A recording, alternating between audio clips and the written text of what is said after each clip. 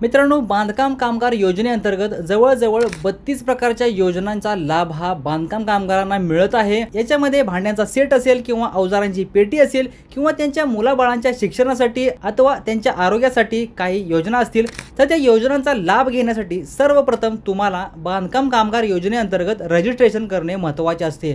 तर ते रजिस्ट्रेशन कशा पद्धतीने करायचे आहे आज या व्हिडिओमध्ये आपण पूर्णपणे बघणार आहे। तर त्याच्या आधी मित्रांनो, चॅनलवरती नवीन असाल तर टेक्निक मराठी चॅनलला सबस्क्राइब 100% करा आणि जर व्हिडिओ आवडला तर व्हिडिओला लाईक पण करा।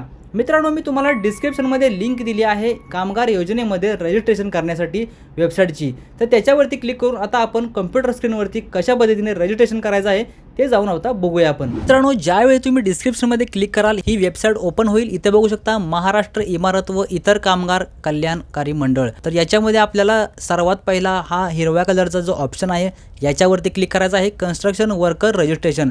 आपण इथं आपलं रजिस्ट्रेशन करणार आहोत। याच्यावरती क्लिक केल्यानंतर इथं असं पेज ओपन होईल। इथं आपल्याला आधार कार्ड नंबर, जो बांधकाम कामगार आहे त्याचा आधार कार्ड नंबर टाकायचा आहे। त्याच्यानंतर करंटली यूज्ड मोबाईल नंबर, कामगाराचा मोबाईल नंबर टाकायचा आहे। त्यानंतर प्रोसीड टू फॉर्मवरती क्लिक करायचं आहे। आता आपला आधार नंबर आणि आपला मोबाईल नंबर ऑटोमॅटिकली आला आहे। याच्यानंतर बघू शकता न्यू BOCW रजिस्ट्रेशन। आपल्या हाताचे ठसे आधार डाटाबेसमध्ये असलेल्या ठशांशी पडताळून बघण्याची प्रक्रिया लवकरच सुरू होणार आहे। म्हणजे तुमचा आधार कार्डवरती तुमचा जर हाताचा ठसा व्हेरीफाय नसेल तर हाताचा ठसा व्हेरीफाय करून घ्या, तुम्हाला पुढे जाऊन प्रॉब्लेम येणार नाही। आता इथं आपल्याला पर्सनल डिटेल आहे, वैयक्तिक माहिती भरायची आहे। त्यासाठी आपल्याला पहिलं नाव टाकायचं आहे, वडिलांचं किंवा पतीचं नाव टाकायचं आहे आणि आडनाव टाकायचं आहे। त्यानंतर लिंग आपल्याला तुम्ही स्त्री आहात पुरुष आहात हे टाकायचं आहे। वैवाहिक स्थिती याच्यामध्ये आपल्याला तुम्ही मॅरिड आहात का सिंगल आहात, तुमचं लग्न झालं आहे का नाही झालं हे सिलेक्ट करायचं आहे। ठीक आहे। त्याच्यानंतर तुमची जन्माची तारीख सिलेक्ट करायची आहे। ऑटोमॅटिकली इथं वय येईल। त्याच्यानंतर वर्गवारी, तुमची कॅटेगरी जनरल आहे, NT OBC SC ST याच्यामध्ये कोणती कॅटेगरी आहे ते सिलेक्ट करायचं आहे। त्याच्यानंतर खाली यायचं आहे, बघू शकता इथं खाली आला। त्याच्यानंतर खाली यायचं आहे ॲड्रेस ॲज पर आधार कार्ड, पत्ता आधार कार्डनुसार। तर आधार कार्डवरती जसा पत्ता आहे तसा टाकायचा आहे। गावाचं नाव, त्याच्यानंतर शहराचं नाव तुमच्या आधार कार्डवरती असते तसे सेम टाकायचं आहे। राज्य आपलं ऑटोमॅटिकली महाराष्ट्र येईल। जिल्हा तुम्हाला निवडायचा आहे, तालुका निवडायचा आहे, पोस्ट ऑफिस तुम्हाला सिलेक्ट करायचं आहे आणि पिनकोड टाकायचा आहे। तर मी या सगळ्या गोष्टी भरून घेतो। ठीक आहे। त्यानंतर खाली बघू शकता फॅमिली डिटेल आहे, कौटुंबिक तपशील। आता तुम्ही वरती जी डिटेल टाकली आहे तिथं तुमचं नाव आडनाव येईल, तुमचं स्वतः तिथं आधार कार्ड क्रमांक येईल। बाजूला बघितलं तर इथं तुम्हाला तुमचं एज्युकेशन जे आहे ते सिलेक्ट करायचं आहे, म्हणजे शिक्षण, कारण इथं आहे लाल कलरचा स्टार। जिथं जिथं लाल कलरचा स्टार आहे तिथं आपल्याला सिलेक्ट करायचं आहे। 100% हे टाकावंच लागणार आहे। नॉमिनी आपल्याला टाकावं लागणार आहे। त्यासाठी आपल्याला इथं बाकीचं पुढं काहीही न भरता ॲड मोर आणखी जोडावरती क्लिक करायचं आहे। आणि इथं आता तुम्हाला तुमच्या पत्नीचं नाव किंवा मुलीचं नाव तुम्ही टाकू शकता, तुमच्या कौटुंबियाचा तपशील सगळा ॲड करायचा आहे। ठीक आहे। तर मी गोष्टी ॲड करून घेतो। ठीक आहे। इथं नॉमिनीला ॲड केलं, त्याच्यानंतर खाली घ्यायचं आहे। ठीक आहे। इथं बघू शकता एम्प्लॉयर डिटेल्स, नियोक्ता तपशील। आता याच्यामध्ये 90 दिवसाचं कामकाजाच्या दाखल्याचा तपशील तुम्हाला इथं टाकायचा आहे। मी तुम्हाला पुढं सांगतो कसं कसं टाकायचं आहे। कामगाराच्या कामाचे स्वरूप आधी सिलेक्ट करूया। याच्यामध्ये तुम्ही कोणतं काम करताय हे सगळे ऑप्शन आहेत। ठीक आहे। बघू शकता टाईल वर्क आहे, एक्सकेव्हेशन आहे, लिफ्ट ऑपरेटर आहे, glass work, welder, electrician, painter, carpenter, plumber, flooring, slab worker, centering worker, mason worker. तर इथं तुम्ही जे काय काम करत असाल ते तुमच्या 90 दिवसाच्या कामाच्या तपशिलावर म्हणजे सर्टिफिकेटवर त्या तिथं लिहिलेलं असते, तुम्ही काय काम करता तेच फक्त टाकायचं आहे। त्याच्यानंतर जारी करणाऱ्याचा प्रकार। आता तुम्हाला जे कॉन्ट्रॅक्टरचं 90 दिवसाचं सर्टिफिकेट जे दिले ते आपण पुढं बघणार आहोत, ते कोणी दिले ते फक्त सिलेक्ट करायचं आहे। तर कॉन्ट्रॅक्टरने दिला असेल तर कॉन्ट्रॅक्टरला क्लिक करायचं आहे, ग्रामसेवक असेल किंवा म्युन्सिपल कॉर्पोरेशनमध्ये कोणी दिला असेल किंवा गव्हर्नमेंट ऑथॉरिटी कोणी दिला असेल किंवा नाका कामगार त्यांनी दिला असेल तर ते सिलेक्ट करायचं आहे। कॉन्ट्रॅक्टर वर्करवरती मी क्लिक करतो। त्याच्यानंतर रजिस्ट्रेशन नंबर, इश्युअर जारी करण्याचा क्रमांक। आता हे डिटेल तुम्हाला सांगण्यासाठी तुम्हाला मी सॅम्पल दाखवतो। हे बघू शकता बांधकाम कंत्राटदाराचे, ठेकेदाराचे, विकासकाचे बांधकाम कामगारास मागील वर्षात 90 दिवस किंवा अधिक दिवस काम केल्याचे प्रमाणपत्र।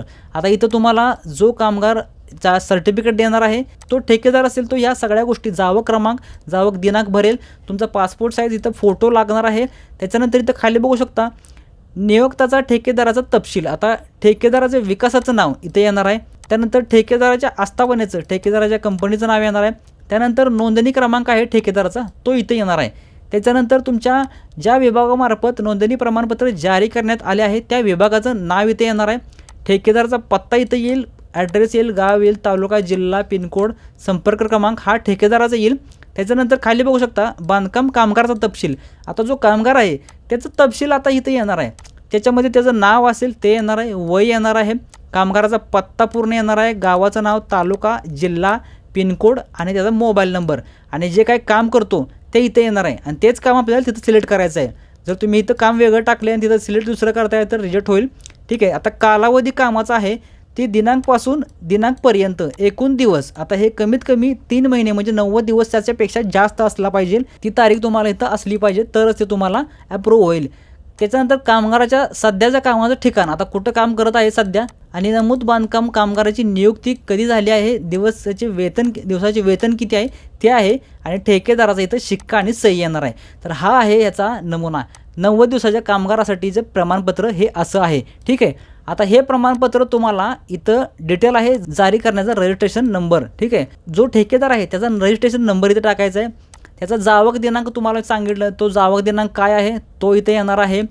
त्याच्यानंतर जावक क्रमांक आहे तो टाकला तरी चालेल किंवा नाही टाकला तरी चालेल. आता इथं ठेकेदाराचं नाव येणार आहे, इथं जिल्हा येणार आहे, इथं तालुका येणार आहे. तर या सगळ्या गोष्टी मी भरून घेतो. त्याच्यानंतर वरती घ्यायचं आहे. आता इथं काय सपोर्टिंग डॉक्युमेंट, समर्थन दस्तऐवज. आता इथं आपल्याला बघू शकता सहाय्यक दस्तऐवज जेपीजी, PNG, PDF असावेत आणि फाईलचा आकार जास्तीत जास्त 2 MB असावात. याच्या खालीच असलेला चांगला 1.5 ते 2.5 MB असेल तर ठीक आहे.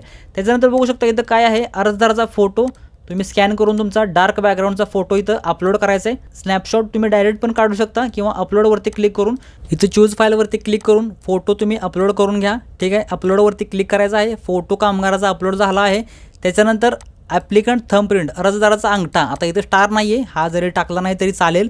त्याच्यानंतर सपोर्टिंग डॉक्युमेंट आहे. इथं बघू शकता आधार कार्ड तुम्हाला द्यावं लागणार आहे. आधार कार्डची स्कॅन कॉपी तुम्हाला PDF बनवावी लागणार आहे आणि ती तुम्हाला इथं अटॅच करावं लागणार आहे. फाईल आपली सक्सेसफुल अपलोड झालेली आहे. त्याच्यानंतर 90 दिवसाचे प्रमाणपत्र जे तुम्हाला मागाशी मी दाखवलं ते तुम्हाला चूज फाईल करून अपलोड करावं लागणार आहे. ओपनवरती क्लिक करायचं आहे. फाईल आपली अपलोड झालेली आहे. त्याच्यानंतर खाली यायचं आहे. इथे एक टिकमार्क आहे, बघू शकता इथे एक टिकमार्क आहे, याच्यावरती क्लिक करायचं आहे आणि इथं सेव्ह आहे त्याच्यावरती क्लिक करायचं आहे. आता आपला मोबाईल नंबर जो आहे कामगाराचा त्याच्यावरती सेंड OTP करायचा आहे. कामगाराच्या मोबाईलवरती एक OTP सेंड होईल. इथं आपल्याला OTP आलेला आहे. त्यानंतर व्हॅलिडेट OTP वरती क्लिक करायचं आहे. बघू शकता ॲप्लिकेशन सेव्ड असा मेसेज आलेला आहे. याच्यामध्ये आपला ॲक्नॉलेजमेंट नंबर आहे आणि SMS पण आला आहे. आता याचा तुम्ही फोटो काढून घेऊ शकता किंवा ओकेवरती क्लिक करून प्रिंट आपल्याला जर हवे असेल तर त्या कामगाराला आपण प्रिंटवरती क्लिक करून असा हा प्रिंट येईल फॉर्म, तो फॉर्म आपण प्रिंट करून देऊ शकता. ठीक आहे. सेव्हवरती क्लिक करून प्रिंट करून घ्या. ठीक आहे. अशा पद्धतीने आपल्याला हा जो फॉर्म आहे रजिस्ट्रेशनचा बांधकाम कामगार योजनेसाठी तो भरून घ्यायचा आहे. आता याच्यामध्ये जे काय योजना आहेत त्याचा आपण इथून पुढे व्हिडिओमध्ये आणणार आहोत. कशा पद्धतीने तुम्हाला योजनेमध्ये फॉर्म भरायचा आहे आणि काय मोबदला मिळणार आहे. रजिस्ट्रेशन केल्यानंतर तुम्हाला ₹1 पेमेंटचा मेसेज येईल. त्यावेळी तुम्हाला ते पेमेंट करायचं आहे. त्याच्यानंतर तुम्हाला कार्ड डाउनलोड सुद्धा करता येईल आणि त्या कार्डवरून तुम्हाला भविष्यात येणाऱ्या योजनांचा लाभ घेण्यासाठी अप्लाय करता येईल. तर मित्रांनो व्हिडिओ आवडला असेल तर लाईक जरूर करा आणि बांधकाम कामगार योजनेअंतर्गत इतर योजनांच्या माहिती घेण्यासाठी चॅनलला सबस्क्राईब 100% करा. भेटूया मित्रांनो पुन्हा एकदा नवीन व्हिडिओमध्ये. तोपर्यंत जय हिंद, जय महाराष्ट्र.